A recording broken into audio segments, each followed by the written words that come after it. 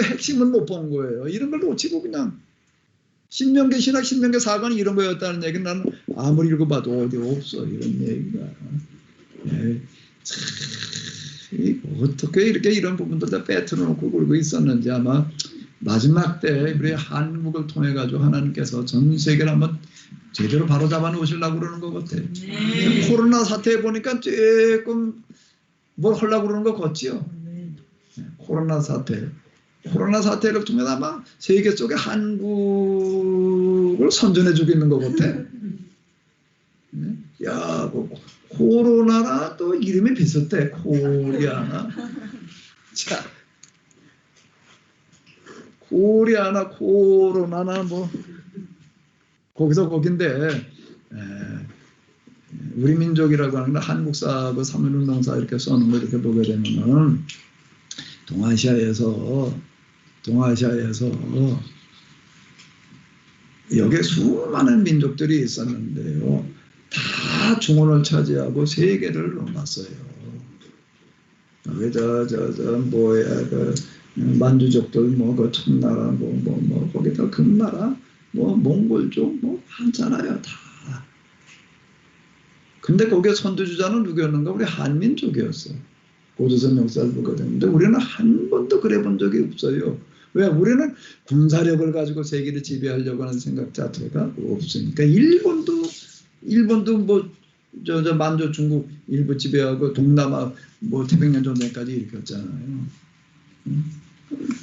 우리 그냥 이러고 이제 은둔의 나라로 남아 있었는데 이제 우리가 이 시점에 21세기를 이끌어가야 될 그런 주역의 코로나 사태 주제 그걸 얘기하고 있고 그 이전에도 방탄소년이라고만 얘기하지 말고 방탄소년 단이라고 얘기를 하래.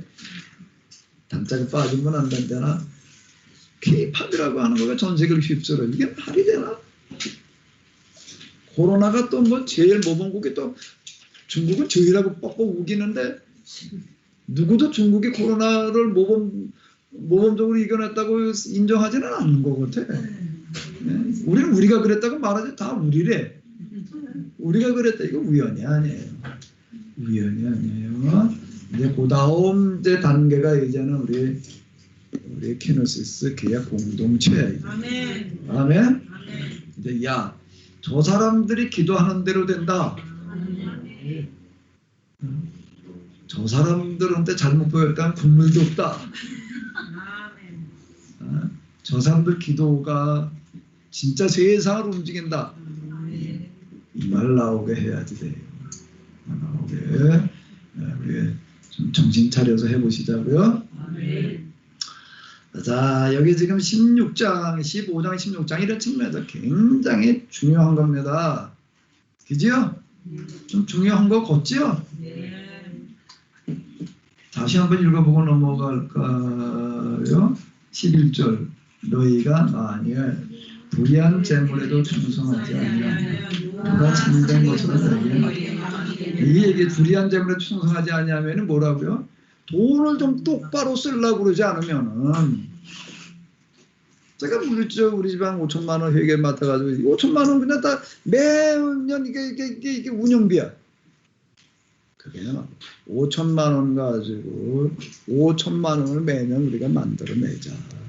한 절반 정도는 이렇게 전략하는 걸로다가 만들어라. 나머지는 사업을 맨날 부흥성회라는 거 이제 1년에 한 번 있어요. 연합집회라는 게 있는데 연합집회가 이제 보통 이제 한 1,000여만 원 이렇게 이제 헌금해 들어오고 강사비 얼마 거기 넌 차량 운행을 수고했으니까 넌 얼마 얼마 무슨 바깥 끝판은 맨날 없어지고 끝나는 거야. 나 이렇게 얘기를 하는 거예요. 아니 연합집회에서 나오는 헌금을 갖다 우리가 그렇게 쓰면 되냐? 그렇게 하지 말고 그걸 다 우리가 좀 1,000만 원을 모으자 말이야. 모으자. 그럼 어떻게 모으냐 말이야. 강사 소비할 때 우리 이런 데니까 와서 좀 봉사 좀 해라. 그럼 올 사람 많아요. 강사비 안 준다고 안 오려고 그러나? 안 주는 게 아니야. 줘요. 안 주는 게 아니라 준다고요. 한 300만 원 줘요. 죽은 놓고 가지 않을 수 없게 만들어 놓으면 되지. 놓고 가라 그런 적이 없어요. 그런데 거기에 우리는 연합 집회를 우리가 이런 취지로 다 합니다. 그리고 광고 시간 내가 그때 전부 다 나가서 그 광고 얘가 홍금 나오고 있겠습니다. 그럼 그걸 어떻게 놓고 가야지. 간단해 그거. 그러니까 딱 선전해 준다고요. 그 사람이 가지고 야 어느 지방 같은 이제 그렇게 하는 데가 있더라. 거기 갔다는 부분 그 강사비 못 받아가지고 오겠더라. 이딴 거를 내 돈 보태서 줘야 되겠더라. 그래야 되는 거지. 뭐 그 교회가 하는 거는 좀 뭔가 달라야 되잖아. 그렇게 만들어지는 거야. 그다음에 뭐 무슨 또 얼마 그 비슷하게 해야란 말이야. 누가 얘기했다고 얼마 주고 뭐 나머지 뭐 이래저래 쓰는 그딴 식으로 하지 말고 남겨라. 아멘. 남겨 이런 식으로 하니까 이게 되는 거야. 그 해보니까. 그거 뭐까지 그래 밥 한 끼 먹었다고 뭐 왔다 갔다 하다고 뭐 돈 만 원 받았다고 해가지고 그거 가지고 뭐 무슨 덕보나 별것도 아니에요. 그거 안 받고 그냥 이게 되니까 이게 훨씬 더 의미가 있고 보람이 있죠. 그죠? 이런 방식으로 우리는 기운 찾으면 있는 거예요. 얘기가 조금 더 나왔으니까 이제 우리나라로 어떻게 우리가 하나님께 우리에게 어떻게 맡기시느냐라고 하는 방법을 내가 어떻게 하는 생각을 했는가 하게 되면 이게 자연치유라는 이 프로그램이 이걸 가능하게 한다. 그게 치유하는 프로그램과 더불어가지고 이제 뒤에 이제 먹거리를 고쳐나가 이런 걸 통해 가지고서 뭐를 하는가 하게 되면은 모델 마을을 하나 만들자. 군포지방이라는 데 모델을 하나 만들어 가지고 연애를 통해를 다른 교단까지 다 그냥 아주 내가 한번 휩쓸어 보자. 그거 진짜 국민일보의 그 선교부장한테 한번 전화가 왔어요. 감리교 홈페이지 들어갔다가 교회 살리고도 그 기사를 이렇게 봤는데 그분이 나한테 그러는 거예요. 선교부장으로 있으면서 한국교회 이대로는 안 된다. 뭔가가 있어야 된다고 하는 거죠. 여기 와보니까 이건 진짜 되겠다. 이거 진짜 되겠다. 목사님 앞으로 이걸 뭘 어떻게 할 계획입니까? 뭐 그러면서 나보고 뭐라고 얘기를 하는 국민일보에 목사님 언제든지 목사님 뭔가 글 쓰겠다고 내가 무조건 그냥 다 받을 테니까 다 쓰십시오. 이렇게 얘기를 하다. 이건 진짜 한국교회 계획되겠다. 이렇게 한다라고 하기는 그런 얘기를 진짜 하더라고요. 나는 현실성을 나는 굉장히 난 중요하게 현실적인 얘기를 하자고 그래야지. 뭐 말만 뭐 감독 어쩌고 저쩌고 뭐 제비 뽑기 제비 뽑아가지고 되나 제비 아니라 이게 뭐 독수리 갖다 뽑아놔봐. 될 노릇이 아닌 거야. 그잖아요.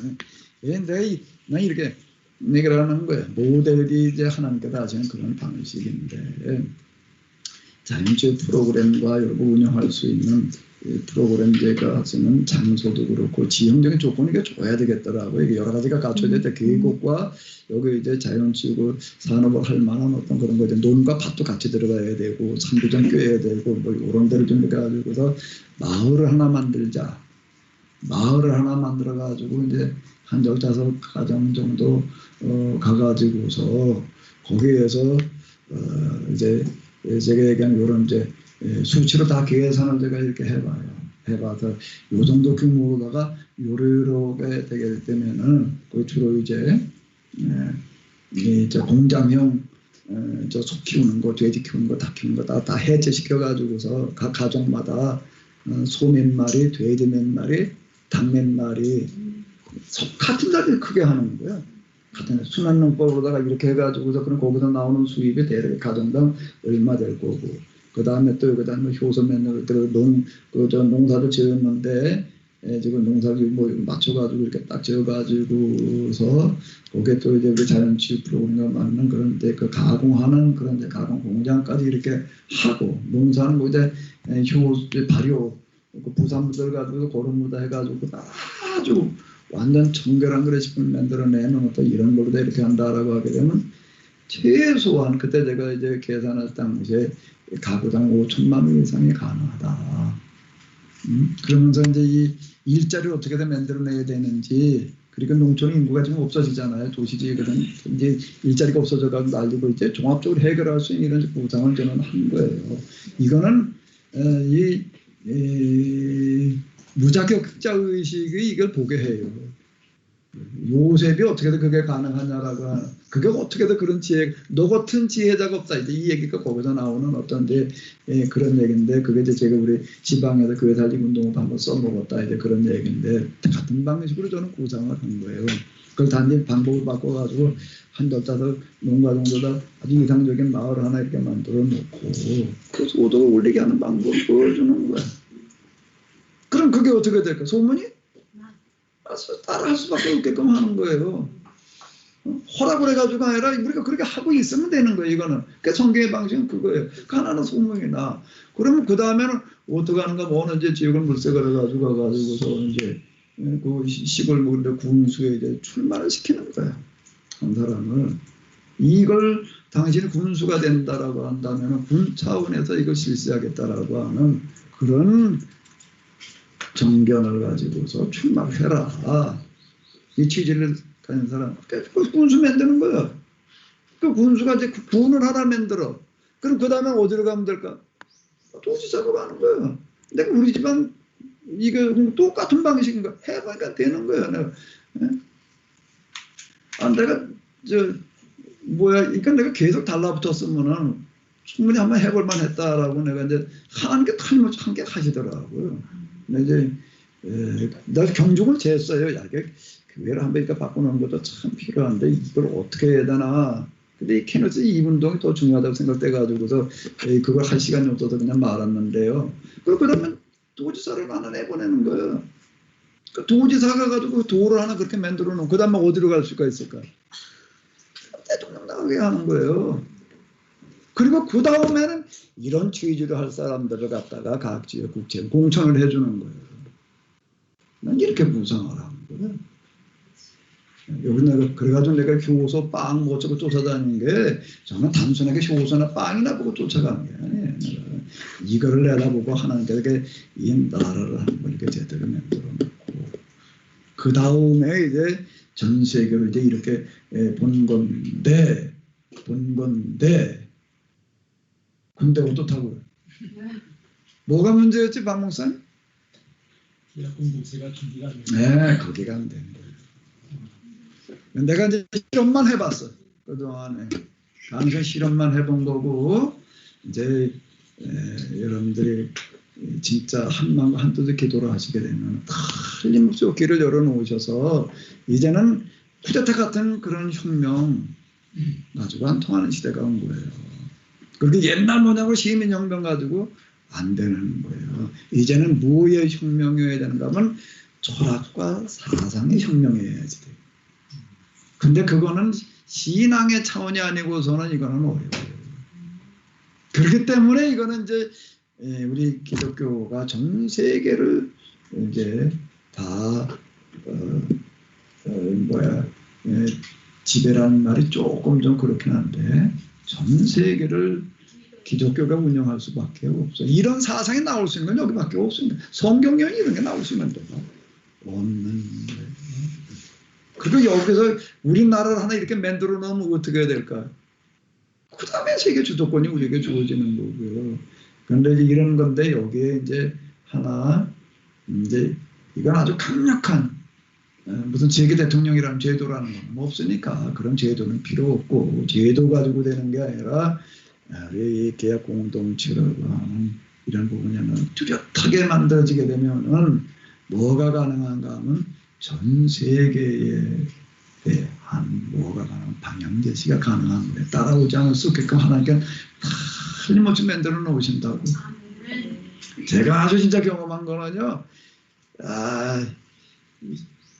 저를 죽이겠다고 나왔다가 얼마나 비참해지는지를 제가 몇 사람 봤어요. 야, 하나님께서 이렇게 만들어 놓으시는 거야. 하만의 장대기에 매달려 죽는 사람이 있었지. 하만의 장대기. 하나님께서는 어떤 하나님의 방식으로 일을 하시는데요. 자, 이제 누가복음으로 다시 본문으로 가도록 하겠습니다. 항상 길은 있어요. 네, 이제 우리 여기에서부터 이제 이 시동을 한번 좀 제대로 걸어봐야 돼요. 실험을 해봤거든요. 실험을 해봤어요. 그러니까 보다 이제 누가복음 16장 16절 17절 한번 읽어봐요. 율법과 선지자는 요한의 때까지요. 그후부터는 하나님 나라의 복음이 전파되어 사람마다 그리로 침입하느니라. 그러나 율법의 한 획이 떨어짐과 천지가 없어지기 쉬우리라. 율법과 선지자는 요한의 때까지. 이거는 마태복음에서 11장에 요한의 질문에 하신 말씀이에요. 여자가 낳은 자 중에 요한보다 큰 자는 없다. 그런 말은 없어요. 그런 말은 없고 이제 율법과 선지자는 요한의 때까지. 그부터는 뭐라고 나오는가 하게 되면은 지금 이제 여기 옆에 그 마태복음 병의 본문이 있잖아요. 병의 본문인데 거기하고 이제 많이 다른 부분이 뭔가 하게 되면은 율법과 선지자는 요한의 때까지라고 하는 구절이 마태복음에 비슷한 구절이 뭐예요?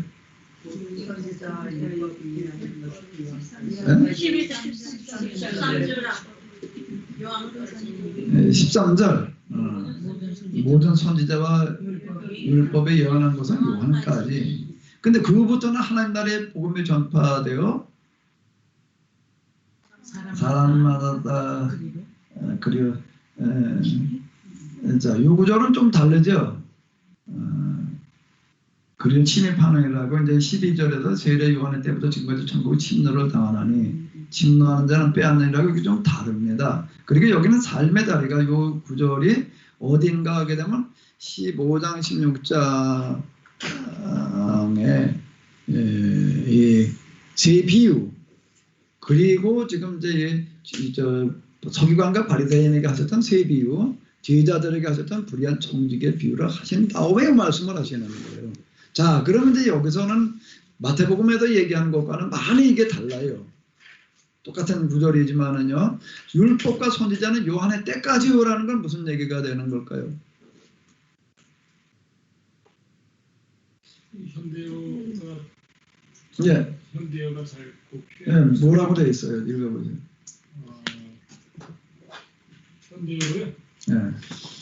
여기 보면 율법과 예언자들이 전한 말씀이 너희 길잡이가 되었다. 길잡이. 그리고 요한이 하나님 나라가 가까이 와 있다는 기쁜 소식을 전한 뒤로는 이제 그 나라에 들어가기를 열망하기 원하는 많은 사람들이 밀려들고 있다. 네. 그러니까 요한 이전까지 요한요기 시점까지는 뭔가 하면 율법은 그 계약법이에요. 그리고 예언자들은 뭐란 사람들이죠? 그 계약법대로 살아야 된다라고 얘기를 하는 거예요. 근데 요한 이후부터는 이제는 뭐가 선포가 된 거예요? 이제는요, 하나님 나라가 이 땅에 구체적으로 임하는 그 사역이 지금 이제 시작되어졌다는 거예요. 그러니까 요한도 뭐라고 선포를 했는가 하면 회개하라 천국이 가까이 왔네. 또 예수님께 똑같이 말씀하시는 거예요. 이제부터는 여태까지는 율법이라는 게 만들어졌고 구약이라는 거. 그러니까 율법에 살아야 된다라고 얘기를 하다가 살다 못 살다 그냥 그러다가 이제 끝난 거예요. 이제 그게 옛계약이야. 옛계약의 얘기인데 옛계약은 여기까지이고 새계약에서는 이제 뭐가 된다는 거예요. 이제는 구체적으로 하나님 나라가 이 땅에 임하는 일이 시작이 되어졌다는 거예요. 구체적으로. 그게 이제 지금 누가복음에서 사도행전이 그거래요. 누가복음까지만 쓰고 끝날 수가 없었던 거예요. 이 땅에 하나님 나라가 어떻게 임하는지를 보여줘야 됐다고요. 그게 사도행전이에요. 그 후부터는 하나님 나라의 복음이 전파되어 사람마다 그리로 침입하느니라라고 하는 거는 누가복음에서 그걸 이제 구체적으로 얘기를 하는 거예요. 누가와 사도행전, 누가복음 사도행전은 하나의 책이지. 그렇게 그걸 얘기를 해주고 있는 거예요. 그리고 그 다음 얘기가 뭐가 나오는가 하면 그러나 율법의 한 획에 떨어짐보다 천지가 없어짐이 쉬우니라. 그 계약법이라고 하는 건 반드시 실현되어진다는 거예요. 율법이라는 게 계약법이거든요. 계약법이라는 건 뭔가 이 땅에 뭐가 임하는가 하나님 나라가 임재하는 거예요. 근데 약간 1.1획이라도 그건 틀림없이 실현되어진다. 요 얘기인데 이거를 그냥 성경의 말씀은 무조건 다 하나님의 말씀이라는 식으로다가 이렇게 이제 받아들이는데 율법의 1.1획인데 이제 그건 없이 성경의 1.1획이라고 자꾸 이렇게 율법 계약법을 말하는 거예요. 계약법에서 말하는 이 땅에 하나님 나라가 임재하는 그건 틀림없이 실현되어야 된다. 이렇게 얘기를 한 건데 성경은 그냥 모든 것이 다 1.1도 틀림없이 하나님의 말씀이라고 문자적으로 받아들여야 된다는 식으로다가 이렇게 지금 그걸 다 이해를 한다. 그러니까 이것도 너무 정말 이게 1.1핵이라는 것만 기억에 남아. 율법이라는 건 뭐 율법이 뭔지 모르니까 또 그냥 율법에도 빠져버리고 1.1핵도 틀림없이 하나님의 말씀이다. 문자대로만 받아들이려고 하는 문자주의가 이제 이 구절을 가지고 얘기를 하는 이유는 그 얘기가 아니잖아요. 앞에 지금 얘기하는 어떤 이런 것들. 그 목사님이 뭐 이 말씀을 가지고 공동체 형성을 한 건 아니잖아요, 그죠? 그동안에 그 계약법대로 살아야 된다는 방향은 제시하셨는데 이제 공동체를 결성한 거는 이 말씀을 기준으로 해서 하신 건 아니죠? 그러나 내가 저 몇 번 얘기하잖아요. 우리 교회에서 이게 되는 게 제일 자연스러운 거였어요. 근데 내가 처음 그 왕곡동에서 그냥 집거하고 있을 때 여기까지를 내가 다 일깨우고 있었더라면은 아마 좀 시작부터 그렇게 내가 했을 거예요. 그때는 그냥 뭐 우투보다가 1, 2, 3, 뭐 그 하비르길이 먼저 나갔지.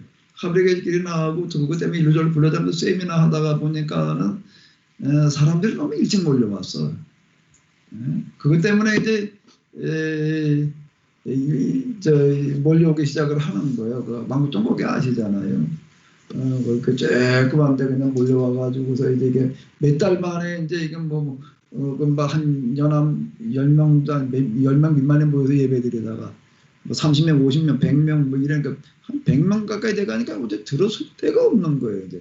그래서 그쯤 됐을 때 저 우성고등학교 그 강당 빌려가지고서 뭐 이제 매주 이제 몇 명씩 오는 추세로다가 이렇게 가게 되는데 우성고등학교 와가지고서 그때 재적 인원이 한 250명 이제 출석하는 사람들 이제 그 숫자가 이제 매주 250명이 다 출석한다는 얘기는 아니고 한 3분의 2 정도 출석하는데 이제 그 정도쯤 이제 되어졌을 때 제가 이제 좀 이쪽에 이제 이렇게 보이기 시작을 한 거예요.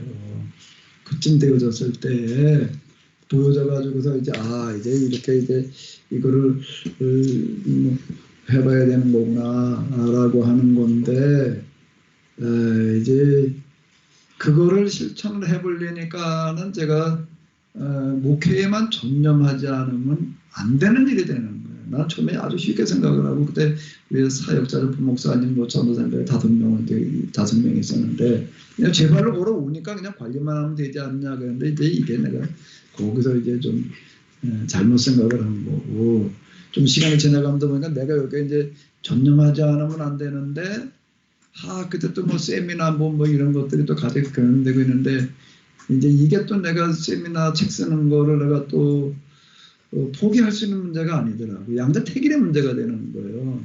그래가지고 이제 포기하고 뭘 포기하는 교회를 포기하고 일로 온 거예요. 교회를 포기하고 여기로 와가지고서 그냥 현상 유지나 하면서 이렇게 해보자 이러면서 여기서 이제 이 말씀대로 사는 어떤 이런 실천하는 뭐 이런 거 이제 거기 와서 여기서 가정 성경 공부 뭐 이거 쫓아다니면서 내가 이제 여기 오면서 이제 그렇게 한 거잖아요. 한 가정당 애들 있는 집이 10번을 가가지고서 해주고 정착시켜가지고 이렇게 해보려고 이제 그리고 뒤이어서 또 자연치유 프로그램과 같이 이렇게 이제 그걸 하는데 그게 어렵더라고요. 그래서 처음 올 때부터 우리 교회는 이런 거 하는 교회다. 이거 한 사람만 등록해라. 이제 이렇게 나가서 해야 되는데 그거 기회를 놓치고 나서 하려니까 이게 어렵더라고. 그래가지고 그냥 이것도 아니고 저것도 아니고 이제 원고주춤 그러다가 이제 여기 작년부터 우리 이거를 이제 수요 모임을 이쪽으로다가 방향을 좀 바꿔가지고 하게 되는 거예요. 근데 이제 우리가 이제 어쨌든 그래도 여기 좀 그래도 거의 다 뜻들을 같이 하고 계시니까 우리 조금만 더 여기다가 좀 가속도를 내셔서 열심히 하시다 보게 되고 하는 대로 틀림없이 우리에게 어떤 길을 열어주실 거예요. 하나님께서 하시는 방식은 제가 우리 지방에서 경험한 건데요. 그분은 정권을 맡기세요.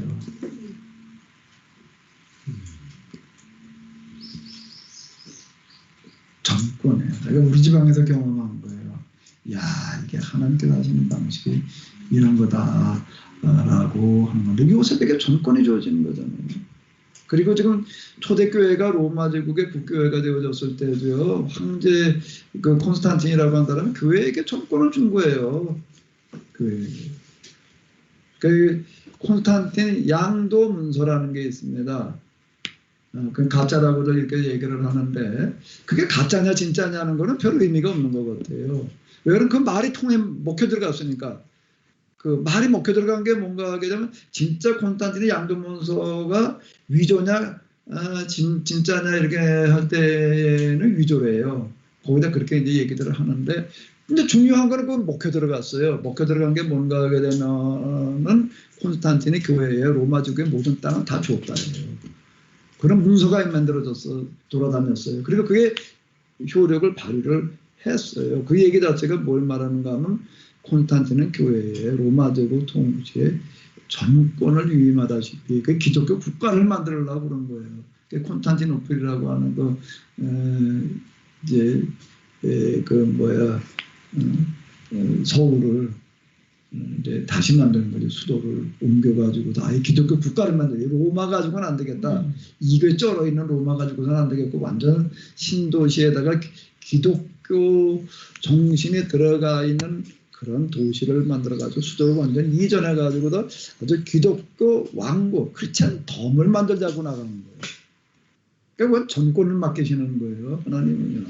그리고 그 콘스탄티노플 가보게 되면 중앙에 뭐가 있는가 하게 되면요. 성당이 들어가죠. 교회당이 있는 거예요.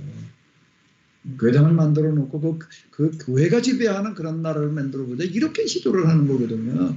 그게 하나님의 방식이에요. 근데 아마 지금도 우리가 이 방식대로 하면 하나님에게도 틀림없이 그 길을 열어놓으실 거예요. 아멘? 그러니까 지금 우리가 하는 건 절대 이게 작은 일이 아니에요.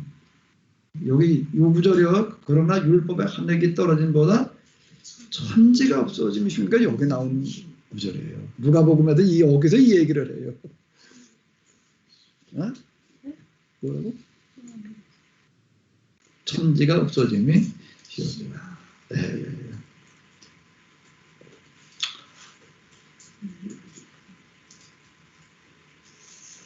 그리고 이제 이혼 문제가 이제 중간에 끼어들어온 것 같은데 간단하게 이렇게 넘어가는데 그냥 마태나 마가에 다음하면 마태나 마가에도 이혼 문제를 굉장히 이제 중요하게 다뤘어요. 여기도 이제 짧게 이렇게 18절로 한 절만 얘기하고 넘어가는데요. 한번 읽어볼까요? 무릇 자기 아내를 버리고 다른 데 장가드는 자도 가늠함이요 무릇 버림당한 여자에게 장가드는 자도 가늠함입니다. 이 한 절은 뭘 말하는 걸까? 전도 박 목사님 또 마이크 잡아요. 차주한테 남기지 말고. 사모님 한번 말씀. 사모님. 지금 두꺼사탕 빨아먹느라고 지금. 한절 가정의 중요성을 말하잖아요. 그래서 이런 모든 것들과 뭐가 관련되는가 하면 가정의 중요성을 이렇게 한 절로다가 압축하고 넘어가죠.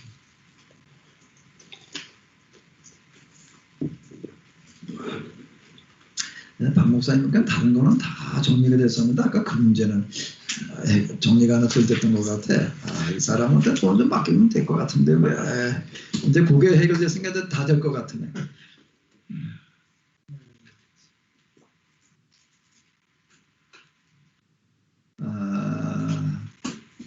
자, 그 다음에 이제 어디로 넘어가나. 자, 혹시 여기 하실 말씀이 있으면 좀 하세요. 말씀하시는 분이 전혀 없으신데 우리 팀즈를 보시는 분들 가운데서 좀 하실 말씀들 있으시면 좀 하세요. 하루 종일 강의하는 거 쉽지 않아요. 우리 강 목사님 좀 도와드려야 됩니다. 가끔 질문도 하시고 그래야 목사님이 조금 수월하지. 계속 강의하려면 얼마나 힘드시겠어요, 목사님. 쭉. 그 얘기는 나한테만 묻지 말아라 이제. 자꾸 나보고만 말하게 하지 말아라 그 얘기 같은데 말을 돌려가지고 이제 그렇게 말할 줄도 안 해. 우리 저기 신년의 생애를 거신 우리 저기 김덕영 목사님 마이크 저 카메라 좀 켜봐요. 마이크 카메라 좀 켜봐요. 아무 얘기가 없으시니까 내가 시켜야지. 예. 이번에 수고 많으세요. 예. 잘 듣고 그런 질문 없어. 예. 근데 이제 신년 자나깨나 신년, 죽으나 사나 신년 그러고 계시는데 누가복음 제가 오늘 다른 부분들이 있잖아요. 네네. 15장 16장이 이제 뒤에도 또 뭐 좀 더 나오지만은 사실 누가가 이게 경제를 얘기하는 부분에 있어서 이제 어쨌든 이 경제 문제와 이제 아까 전에도 가끔마다 얘기하듯이 경제 문제를 해결하는 것과 구원은 하나라는 거예요. 누가복음에서는 둘로 나눠서 얘기를 하는 게 아니고 이 저 밥상 공동체 뭐 기타 등등도 그렇고 뒤에 그런 얘기들도 그렇고 이 땅에 하나님 나라를 임재하게 하는 그 사역의 중심에는 경제 문제가 들어있거든요. 근데 그거를 똑바로 하는 것이 곧 구원받는 길이다. 그게 누가복음이에요. 뭐 복음도 다른 성경도 다 그렇지만 특히 누가복음은 아주 그게 역력하다고요. 그런 측면에서 이제 누가복음을 내가 이제 이 경제라는 측면에서 보자 이제 여기서 구원론과 뭐 이 신년의 시련이 같은 얘기니까. 근데 그 부분이 좀 우리 집사님한테는 좀 어떻게 들리셨어요? 그 부분 좀 얘기를 해보세요. 예, 전반적으로 누가의 영역, 그다음에 누가의 문제의식, 그 구원론에 있어서 그동안 제가 문제의식을 가졌을 때 목사님의 신학에서 되게 체계적으로 이해가 돼서 너무 감동이 되고요. 특별히 오늘 강의에서 상자의 비유를 한 번도 그렇게 생각을 못 해봤었는데 이제 상자의 무자격자 의식이 결국에 요셉의 모습하고 오버랩이 돼서 요셉이 당대의 하나님의 개입하심과 본인의 무자격자 의식, 하비르 의식을 결합해가지고 정말 해결할 수 없는 문제를 해결하는 모습을 설명해 주신 게 너무 좀 감동이 됐고, 현실적으로 이제 목사님이 구상하시는 자연치유와 또 마을 만들기 이런 것들이 어떤 구상인지 오늘 좀 더 이해를 할 수 있었던 것 같아요. 이제 우리 그동안 이제 우리 남 소장님도 그렇고 이 신년 함께해서 그래서 이제 신년의 정신을 좀 접목시킬 수 있는 제도를 이제 많이들 생각을 하고 고민들 하셨잖아요. 그런 쪽에 대한 뭐 자문 역할도 하고 뭐 그러고 하는데 이제 그게 뭐 사회과학적인 접근 기타 등등 뭐 여러 가지 또 신학의 기초한 접근 이런 게 있는데 오늘 우리가 본 지금 나는 누가복음을 써내려갈 때 그게 누가복음에서 경제를 얘기하는 그 하이라이트를 이 탕제 비유에서 보는 거예요. 과연 이 하늘의 경제를 움직이려고 한다라고 하게 되면은 일단 사람이 먼저 해야 되잖아요. 그 사람이 돼야 될 거 아니에요. 제도가 앞선다고 되는 게 아니잖아요. 사람이 중요한 거지. 아무리 제도가 좋은데 사람이 거기 따라주지는 않으면 뭔 소용이 있어요. 사실 뭐 제도가 지금 잘못돼가지고 세상이 모양이 된 건 아니잖아요. 아무리 제도가 만들어져서 제도 운영하는 사람이 이제 문제가 돼가지고선 늘 그러고 있는데 그런 측면에서 정말 우리가 무자격자의 의식에 도달한 그 영성 수련 이게 기초가 돼야 된다. 이 부분이 우리가 이 신년 공동체라고 하는 것은 이런 사람이래야지 이게 되는 거지. 그게 그냥 혁명적인 생각, 사회 시민운동적인 그런 차원 가지고서는 그게 안 된다고요. 가다 뭐 서로 뭐 지소리가 옳다고 다 배가 산으로 가지 그게 되나? 그건 될 노릇이 없는 얘기이고, 그리고 그 말은 이렇게 저렇게 하지만 그 밑바닥에는 다 자기들의 속셈이 들어있다고요. 그러니까 이게 결론이 안 나는 거예요. 속셈은 가지고, 속셈은 말하지 않고 바닥에 깔아놓고 이제 거기에 따라가지고 이런저런 뭐 얘기하고 어쩌고 저쩌고 하다 보니까 이제 그건 결론도 안 나는 거고, 또 실현이 그게 쉽지 않은 어떤 이런 부분들인데, 이게 그 요셉의 그 요셉 프로젝트라고 이렇게 내가 혼자 이제 명명을 하고 있는데, 그 하나님께서는 이런 것 같아요. 단순하게 그냥 그동안에 뭐 경제학 이론 이런 것도 쭉 읽어보니까 어떤 경제학자가 그냥 잘 얘기를 해놓은 거가 그냥 이론으로만 끝날 수도 있고, 아니면 이제 당대에 또 정치권이 바뀔 때마다 거기 어떤 경제 강요가 돼가지고 직접 참여를 하든지, 아니면 거기에 뭐 잡역을 하든지 이래가지고서 그 이론을 접목시켜보는 어떤 이제 이런 식으로다가 이제 경제사를 이렇게 보니까는 이제 그게 전가가 되어져 온 것 같더라고요. 그런데 성경의 방식은 이제 뭔가 하게 되면은 제도를 얘기하는 사람 따로 있고 제도를 집행하는 사람 따로 있는 게 아닌 거예요. 요셉의 얘기는 그거를 생각해낸 사람이 직접 그 사람에게 정권하는 게 맡기시는 방식인 거예요. 근데 그게 이제 무슨 쿠데타 방식이 아니고 시민형성 혁명 방식이 아니고, 그게 지금 모세의 이제 그 출애굽 과정과 그리고 이제 요셉의 이야기 속에서 이제 우리는 좀 어떤 통찰력을 한번 얻고 방향 설정을 우리가 그런 쪽으로 이렇게 잡아봐야지 될 것 같아요. 하나님께서는 하나님의 방식으로 일하시는데 계약 공동체에게 정권을 주시는 거거든요. 그 이제 밀란 칙령도 그랬어요. 고레스 칙령도 그렇고, 고레스 칙령을 보게 되면은요 너무 의아한 게 바벨론이 망했어요. 그 어마어마한 망할 수 없는 나라가 망한 거예요. 사실 바벨론의 멸망이야말로 왕국 제국 멸망사에서 가장 미스테리에 속하는 어떤 이제 그런 건데, 그렇게 이제 고레스가 이제 대처가 되는데, 그 원년에 그해 제일 먼저 첫 번째로다가 얘기를 하는 게 뭔가 하게 되면은 유대인 귀환령인 거예요. 그거는 이제 역대기 마지막 구절도 그렇고 똑같은 내용이 두 번 반복되어지는데 역대하 마지막 몇 절, 그리고 또 뭔가 하게 되면 에스라서 첫 부분이 같이 다뤄요. 그래서 칙령을 다루고 있다고요. 그게 어떻게 가능한 얘기예요?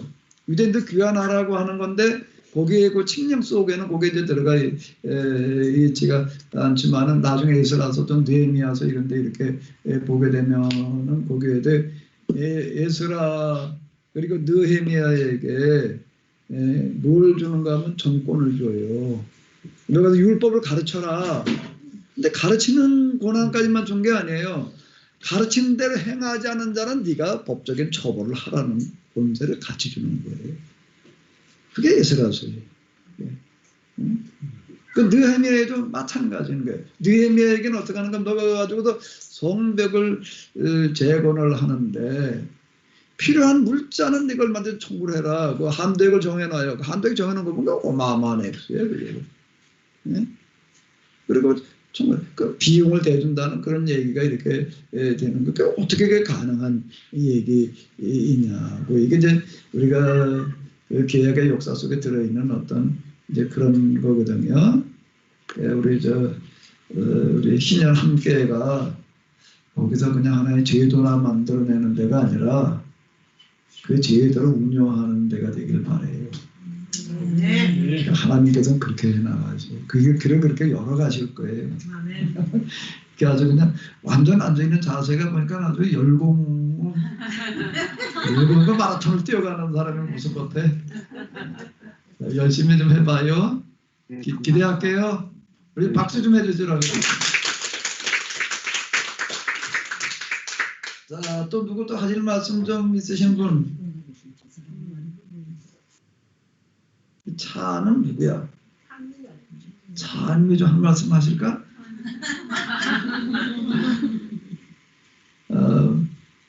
물론 문 목사님 왜 이렇게 가만히 있자 꿀을 드셨나? 저기 저 대전에 이춘호 목사님은 뭐 하시나 모르겠네. 뭐 하나 봐. 뭐 봄비가 내리느라고 요즘 바쁘지. 자, 우리 문 목사님 카메라 마이크 좀 열어봐요. 딴 데 나가 있나 보네. 카메라가 안 되는데요. 왜 안 되지? 이게 신기하네. 사용 가능한 카메라가 없대요. 거기 다시 이렇게 봐요. 핑계 대지 말고. 이게 진짜로 그런데? 왜 그러지? 뭐 가끔 그럴 때가 있는데요. 거기 보게 되면 무슨 전체 음소거인가 뭔가 있죠? 그놈을 눌렀다가 이렇게 한번 해보세요. 나갔다가 들어와도 되고. 그래서 목사님 다 여전히 그런데요? 계속 그래요? 네. 그럼 뭐 일단 아마 오늘 세수를 안 하셨는가 봐. 말만 해봐요. 뭐 저도 은혜 많이 받았습니다. 누가 그런 소리 하라고 그랬나? 계약 공동체 소망을 봅니다. 똑바로 해요. 저 조장노릇도 똑바로 하시고 이 목사님 손에 달렸어. 전 인류의 생사가. 아멘? 아멘. 아멘 하셨어. 그러니까 이제 인류가 멸종하는 목사님 책임이야. 또 누굴 부르라고? 이춘호 목사님이랑 이춘호 목사님을 부르라고? 네. 이춘호 목사님은 어디 가셨어? 이춘호 목사님하고 사모님은 같이 나란히 앉아가지고 보시던데 어디 카메라하고 뭐 좀 켜고 또 안 켜진다고 그러겠지.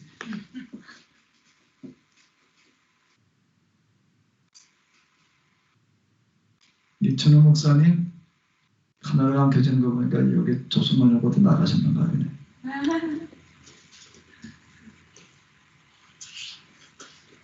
진짜감이네.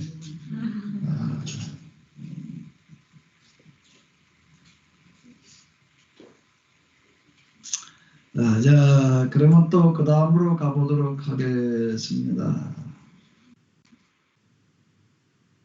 다음으로 가는데요. 자, 16장 19절로부터 한번 같이 보시도록 하겠습니다.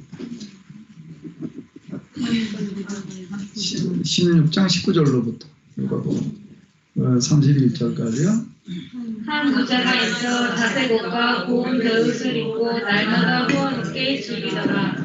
그런데 나사로라 이름하는 한 거지가 홍대 수순이로 그의 대문 앞에 엎어진 채 그 부자의 상에서 떨어지는 것으로 배불리려 하네. 심지어 그들이 와서 그 홍대를 핥더라. 이에 그 거지가 죽어 천사들에게 받들여 어른들의 품에 들어가고 부자도 죽어 장사되네. 그가 음부에서 고통 중에 눈을 들어 멀리 아브라함과 그의 품에 있는 나사로를 보고 불러 이르되 아버지 아브라함이여 나를 긍휼히 여기시 나를 보내어 그 손가락 끝에 불을 찍어 내 혀를 성난하게 하소서. 내가 이 불꽃 가운데서 괴로워하나이다. 아브라함이 이르되 예 너는 살았을 때에 좋은 것을 받았고 나사로는 고난을 받았으니 이것을 기억하라. 이제 그는 여기서 위로를 받고 너는 괴로움을 받느니라. 그뿐 아니라 너희와 그 사이에 큰 구렁텅이가 놓여 있어. 여기서 너희에게 건너가고자 하되 갈 수 없고 거기서 우리에게 건너올 수도 없게 하였습니다. 이르되 그러면 아버지여 구하노니 나사로를 내 아버지의 집에 보내소서. 내 형제 5이 있으니 그들에게 증언하게 하여 그들로 이 고통받는 곳에 오지 않게 하소서. 아브라함이 이르되 그들에게 모세와 선지자들이 있으니 그들에게 들을지니라. 이르되 그렇지 아니하나이다. 아버지 아브라함이여 만일 죽은 자에게서 그들에게 가는 자가 있으면 회개하리이다. 이르되 모세와 선지자들에게 듣지 아니하면 비록 죽은 자 가운데서 살아나는 자가 있을지라도 권함을 받지 아니하리라 하였습니다. 이 부자와 나사로의 이야기는 모르는 사람이 없을 만큼 교회 안 다니는 사람도 이 얘기는 할 만큼 멀리 알려진 그런 이야기예요. 근데 이 이야기도 해석이 참 쉽지 않은 부분이 있는데 뭘까요? 뭐가 쉽지가 않아요. 이게 이 부자가 나사로의 이야기를 해석하려면 뭐가 제일 어려운 문제인가요? 여기서는 뭘 기준으로 한 사람은 아브라함이 들어가고 품에 들어갔나? 마이클 자꾸 얘기를 해요. 뭔 기준으로 나사로는 아브라함의 품에 들어가고 또 부자는 옹부에 갔는가 이런 기준 이런 것도 좀 뭐 얘기할 수 있는 예, 그게 제일 어려운 문제예요. 그리고 여긴 금방 얘기한 대로 천국에 갔다 그러지 않고 어디 갔다 그러죠? 꼭 여기는 아브라함의 자손이라고 얘기를 하는 거예요. 오늘 이 집에 구원이 이르렀으니 이 사람도 아브라함의 자손이다 이렇게 나가는 거예요. 그건 구원받았다는 거를 복음서에서는 누가 복음만이 아니라 뭘 가지고 구원받았다라고 얘기를 하는가 하면 구원받은 사람은 뭐가 됐다는 거예요? 아브라함의 자손이 됐다는 거예요. 우리 교회 안에서 그동안 구원에 관한 얘기들을 많이 이야기를 하는데 구원받는 게 아브라함의 자손 되는 거라고 하는 얘기를 들어봤나? 박 목사님은 어때요? 그런 얘기 좀 들어봤어요? 그렇게 가르친 적이 있어요? 들어봤습니다. 어디서? 어떻게 들어보냐면 아브라함이 이제 이게 그 구속사 중심의 해석인데 아브라함이 예수님 오기 전에 이미 예수님을 믿었다.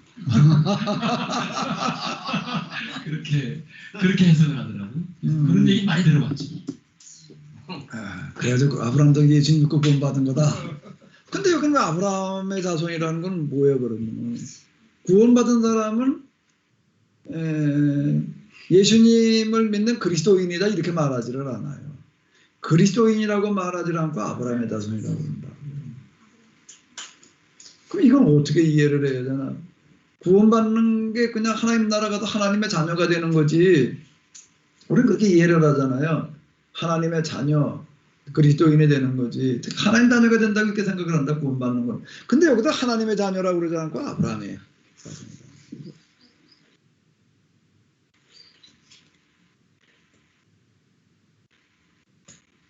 그러니까 음부에서 부자가 하나님을 향해서 뭐라고 그러는 게 아니야. 누굴 보고 뭐라고 그래? 그 구원의 결정권이 누구에게 있는 거야 지금요? 아브라함에게 있는 거예요. 이걸 어떻게 이해를 해야 되나? 이런 부분들이 처음에 교회 나가가지고서 그 사형리 구원 이런 거 이루고 난 다음에는 이거 참 어렵더라고요. 이런 거 뭐라고 해석하기가. 되게 아브라함 품에 갔다. 일단 그리고 한 사람은 구원받은 나사로는 구원받고 부자는 멸망을 받았는데 기준이 뭐예요 도대체? 뭘 가지고 구원받았다는 거야? 여기 보니까 교회 다녔다는 얘기도 없고 예수님 믿었다는 얘기도 없고 근데 뭐 죽어서 아버지가 아브라함 품에 갔대. 천사들에게 받들려 이렇게 나오고 있는 거예요. 아브라함의 품에 들어가고. 자, 일단 구원받은 거를 복음서에서는 아브라함의 후손이 되는 거라고 이렇게 얘기를 해요. 근데 바울은 이걸 뭐라고 얘기를 했나요? 아브라함의 후손은 어떻게 해석을 했지요? 혈통의 후손이 아니라 믿음의 아브라함과 같은 믿음을 가지는 사람이 아브라함의 후손이다. 이렇게 이제 그건 해석이 해결이 된다고. 사도 바울이 교통정리를 해놔가지고서 오늘 우리가 아브라함의 후손이 된다는 거는 아브라함의 혈통의 후손이 아니라 믿음의 후손이다라고 하는 거는 이제 하도 그게 논란이 많으니까 사도 바울이 그때 교통정리를 해 나서 우리가 이제 믿음으로 아브라함과 같은 믿음을 가질 때에 그건 아브라함의 후손이 되는 거다. 그러면 아브라함이 가졌던 믿음이라는 게 뭐지?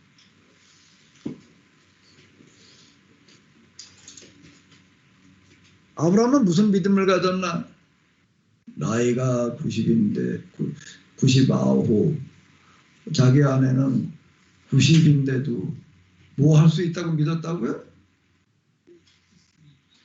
아들을 낳으리라라고 믿었다. 그런 믿음?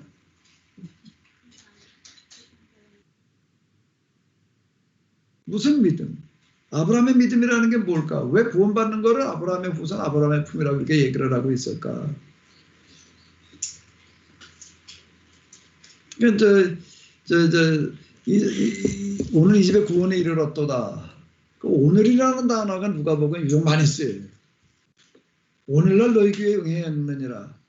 오늘날 다윗의 동네에 이렇게 나와요. 오늘 이 집의 구원이 오늘이라는 단어가 이제 특별히 이제 강조가 되고 있는데,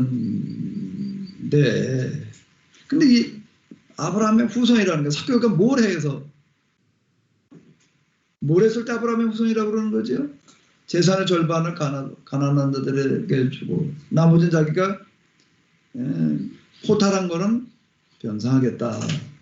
그럼 뭔가 하게 되면 하나님 나라를 이루어가는 그런 경제적인 공동체에 전적으로 헌신하는 것을 말하는 거라고. 그걸 가지고도 구원받았다고 이렇게 선언하시는 거예요. 딴 걸 가지고 구원받았다고 그러는 게 아닌 거예요. 근데 아브라함이 뭐 한 사람이에요? 어떤 사람이에요? 그 원조예요. 무슨 원조? 세상 모든 사람들이 다 어떻게? 그러니까 너로 말미암아 세상 모든 민족이 그러면 우리 교회로 말미암아 세상 모든 민족이 복받고 있나? 누가 봐도 지금요 절반 이상이 2불 이하로 살아가는 데고 3분의 1 정도는 1불 이하로다가 지금 입에 풀칠도 못하고 살아가고 있는 판인데,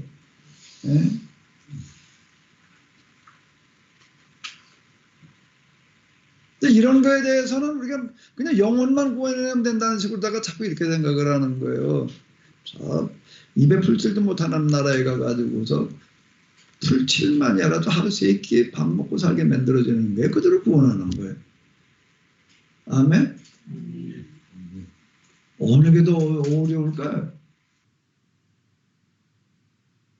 가서 영혼이 예수님을 믿게 만들어 놓는 게 어려울까요? 가서 그 다음에 다 잘 살게 만들어 놓는 게 어려울까?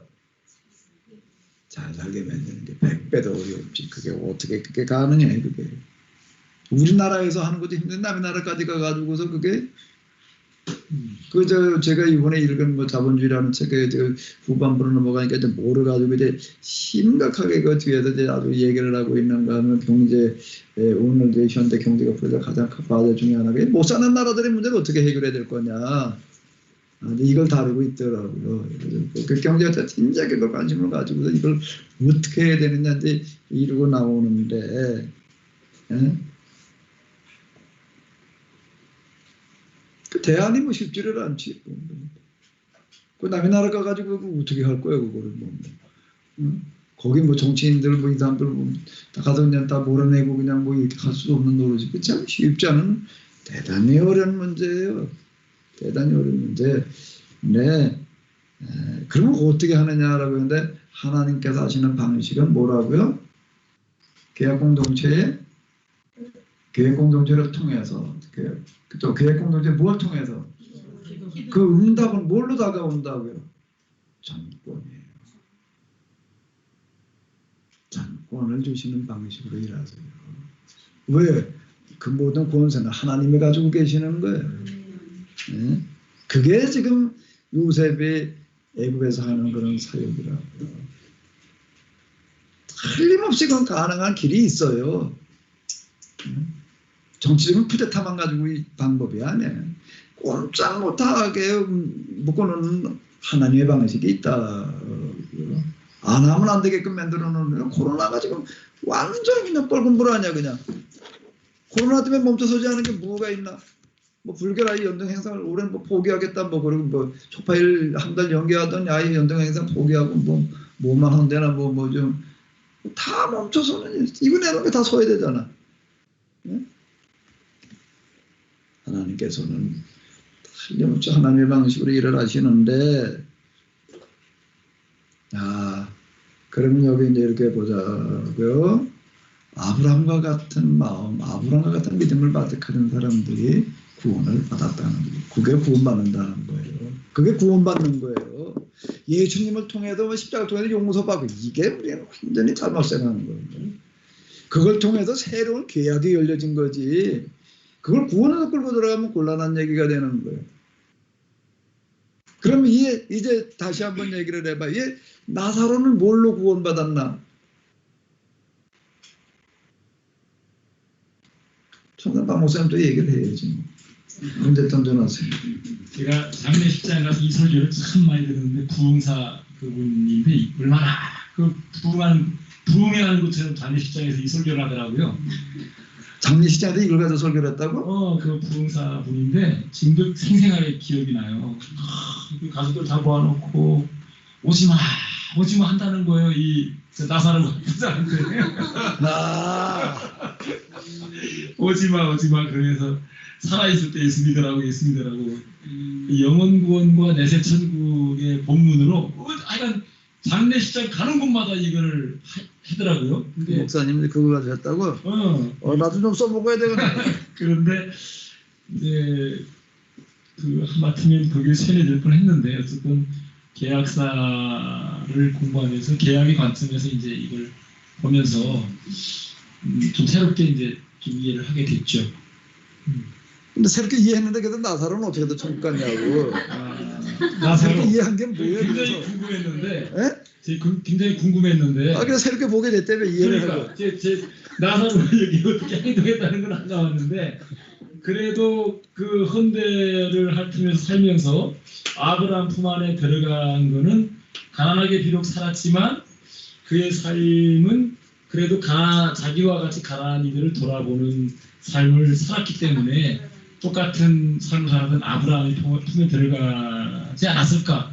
저는 그렇게 생각을 해봤습니다. 그러니까 여기 뭐가 있는가 하게 되면은 이 사람이 구원받은 단서가 어디가 있는가 하면 그 거지가 주고 천사들에게 받들려 어디 들어갔다는 거죠? 요게 그가 구원받은 방법이 들어있는 거예요. 그 사람 마음속보다 뭘 정말 사모했다는 거예요. 아브라함과 같은 그런 나라가, 아브라함과 같은 그런 꿈이 실현되어지는 거예요. 아브라함 그 사람이었거든요. 그러니까 비록 이게 이제 불구자란 얘기죠. 온몸에 혼재투생이 그렇게 얘기를 하는 거 보게 되면 이제 일할 수 없을 만큼 이제 이렇게 몸이 망가져 있었던 어떤 사람들 개가 와도 흔디로다 흔들 핥아줬다는 걸 보니까 아마 고동도 뭐 버려진 채, 왜 문 앞에 버려진 채라는 걸 보니까 아마 이건 뭐 그 집 문간에만 늘 있었던 것 같아요. 왜 제발 걸어다니지 못했다는 그런 얘기가 되는 건데 몸이 이제 정상이 아닌 장애인 수준이고 이제 그랬던 것 같은데, 근데 그가 천사들에게 받들려 하나 아브라함 품에 들어가고라는 그런 얘기 속에 보게 되면 그 마음 속에는 그가 뭘 생각하고 뭘 꿈꾸고 있었다는 얘기가 되는 거죠. 아브라함과 같은 그런 마음을 가지고 있었다는 얘기가 되는 거예요. 그러니까 구원은 그걸 가지고 받는 거예요. 누가복음은 계속 이렇게 얘기를 하고 있습니다. 누가복음의 구원론 얘기가. 근데 목사님의 구속사에서는요 그렇게 안 봐요. 그냥 믿거나 말거나 예수 믿었다고 그러지 이 나사로가. 그럼. 아브라함도 예수님 믿었다며. 그런다며.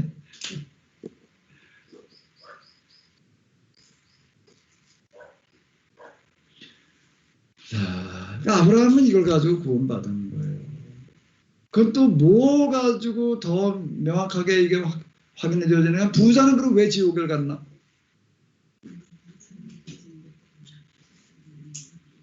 아브라함과는 정반대의 삶을 살았다는 거죠. 뭘 사는 거야, 그러니까? 그러니까 돈 가지고도 그 밑에 있는 가난한 사람을 안 돌봤으니 뭐 안 돌봐주고 주로 여기 요 얘기가 나와 있어요. 자색옷과 고운 베옷을 입고 날마다 호화롭게 즐기더라.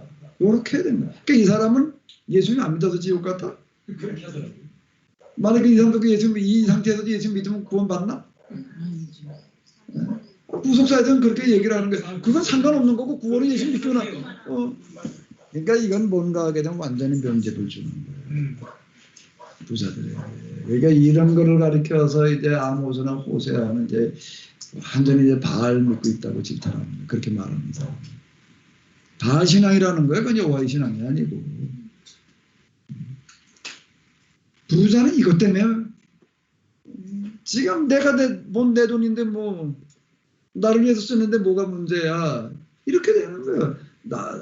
날마다 자색 옷과 고운 베옷을 입고 화롭게 잔치를 벌이고 있는 거예요. 그냥. 그리고 근데 나사로는 왜 이 집 문간에가 있었을까? 그건 아까 저기 박 목사님이 얘기를 했는데 주로 어디 가서 뭘 주워 먹었다고? 네? 백령도에 있을 때 어디 가서 주워 먹었다고? 미국부터 쓰레기통 뒤지고 살았다며.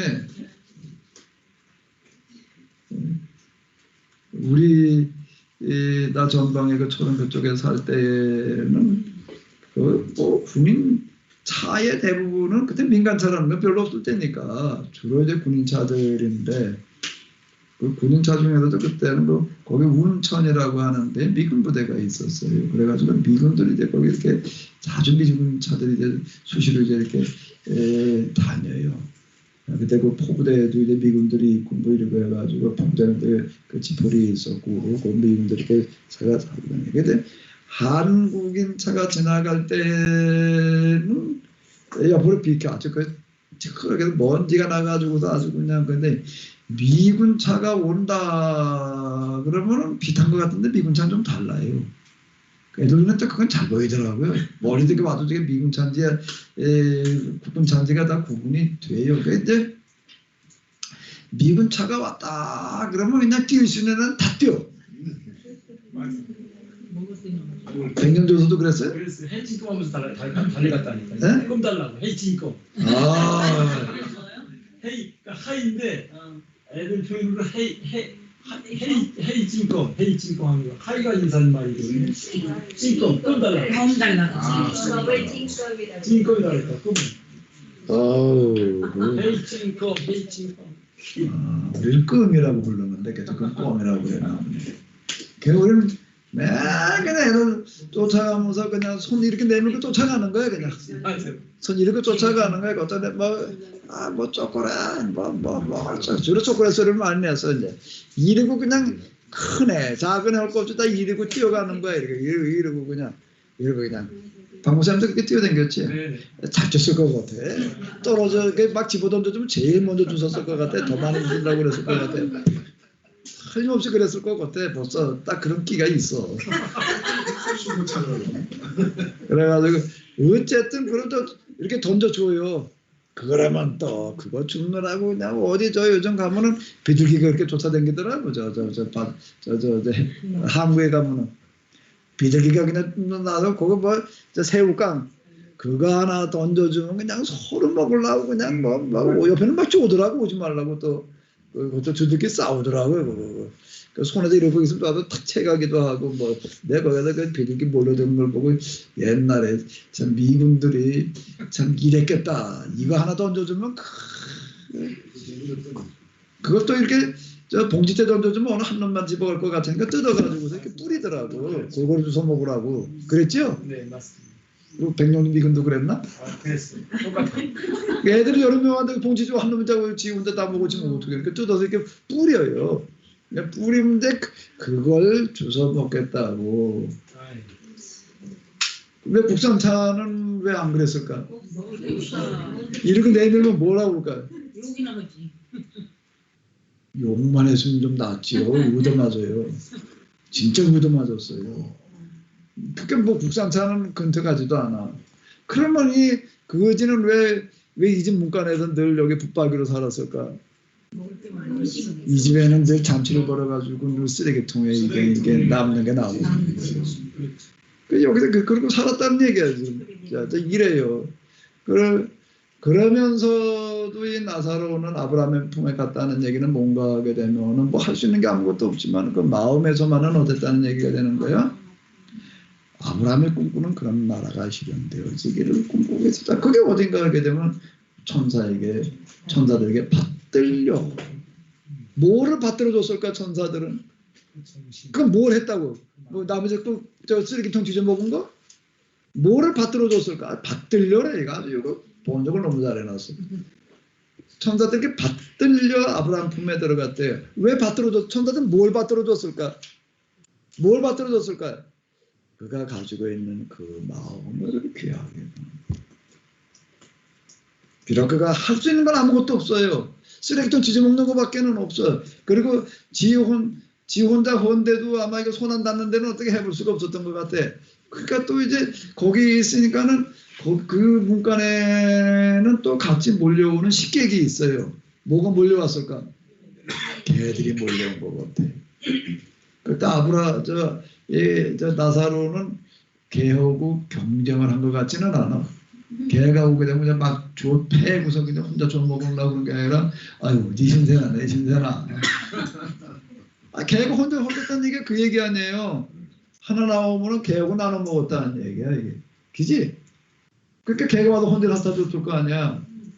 개가 얼마나, 개가 이렇게 보고 이렇게 긁으려고 그냥 근데 손이 안 닿아가지고 이러고 있으니까 개가 보고도 개가 핥아 줬다, 개가 긁어 줬대.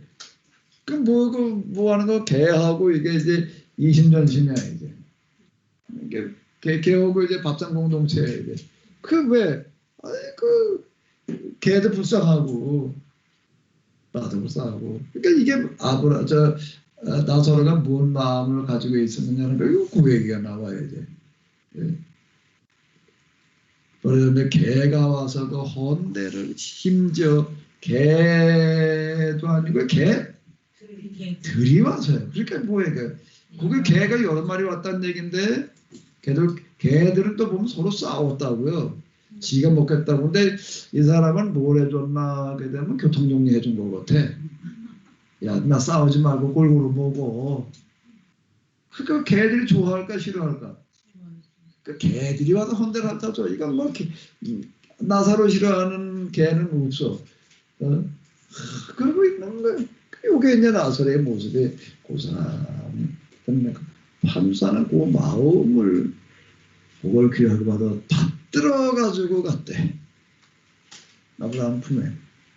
그럼 이걸 가지고 구원받는 거예요. 그래야지 맞는 얘기야. 구원이 그냥 이런 건 뭐 상관없고 예전에 믿기만 하면 이래 놓으면은 어떨 것 같아. 참 말이 돼야 돼. 안 되지. 네? 근데 여기 부자는 그런 건 상관없는. 그럼 넌 뭐 그렇게 살고 그냥 그래도 쫓아내진 않은 것 같아. 이 자식이 뭐 120자도 딴 데가 있어 그러진 않고 그래도 내 앞으로 본 것만 해도 난 어쩌다 그 지역을 쫓는다고요. 120자도 다 쫓아내지. 거기 누가 아예 우리가 뭐 저 박스 갖다 보르막고 갖다 놓고 그냥 앉아서 그냥 거기도 그냥 또 개나 또 들끓어가지고 그래도 쫓아내지 않은 것만 해도 다행인데 어쨌든 자아제국과 고운벼슬의 발마다 올려다보다 이런 문제에 관심이 없는 거야. 이 사람 뭐 때문에 지옥 간 거예요? 부자가 구원받을 수 있는가라는 문제가 초대교회 때 심각하게 나온 거 이런 부분 때문에. 근데 저도 학교 신학교 다닐 때 그 논문도 갖다 읽었어요. 우데우스 호모 하나님께서 왜 사람이 계셨는가, 뭐 부자가 구원받을 수 있는가. 그때 이걸 보게 되면 참 오늘 우리가 생각하는 구원과는 너무 다르더라고. 아니 예수 믿기만 하면 구원받는 거지 뭘 왜 이런 걸 가지고 이랬나. 근데 읽으면서도 그 생각했다니까. 근데 거기서 결론이 뭔가 하게 되면 그냥 부자가 이런 식으로 살아가지고서 구원받을 수 없다. 그 결론이더라. 그렇게 진짜 생각을 하는 거예요. 초대교회 때는 제가 처음 말씀드리는 대로 교회로 나왔다 그러게 되면 생명 내놔야 됐고 뭐 내야 됐다고요? 재산 내놔야 됐나. 그걸 그냥 그대로 가지고서는 못 나온 거예요. 근데 그러고 난 다음에 뭐 오지마 했다며? 오지마. 이 거지를 다시 우리 집에 보내가지고 우리 집에 있는 형제들한테 좀 5이 있대. 형제 5이 있는데 그들은 때 가가지고서 이렇게 오지 말라고 이렇게 살아는 안 된다고 좀 전하게 해주죠. 그랬더니 뭐라고 얘기를 하죠? 모세와 전지자들에게 듣지 아니하면 비록 죽은 자 가운데 살아난 자가 있을지라도 고난을 받지 아니하리라. 이건 아주 정확한 얘기인 것 같아요. 죽은 자가 살아온 것은 말은 들을 것 같지요. 그게 돈의 욕심을 버릴까? 그 소리 듣고서 그 소리 듣고 자기 그런 그 매일 즐기는 즐거움을 포기를 할까? 그 말 듣고 나가지고서 어림없는 얘기고.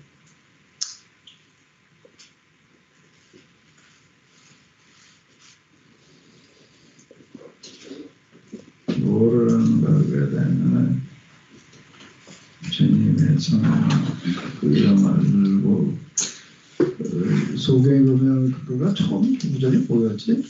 광야에서 샘이 솟고였나? 네, 광야에서 샘이 솟고로 반복해봤어.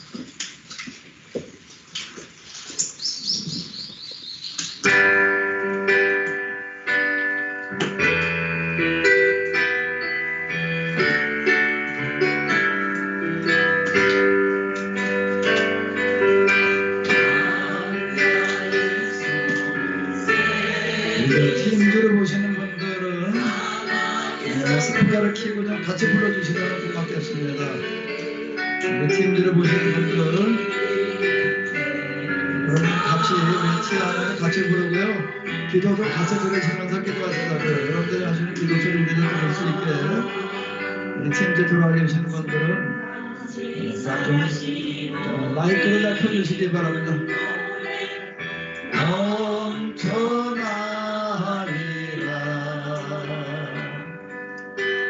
이를 내어라 거룩한 길 새 길을 내어라 그 길 거룩한 길 새 길로 가거라 내가 항상 그 길을 가리라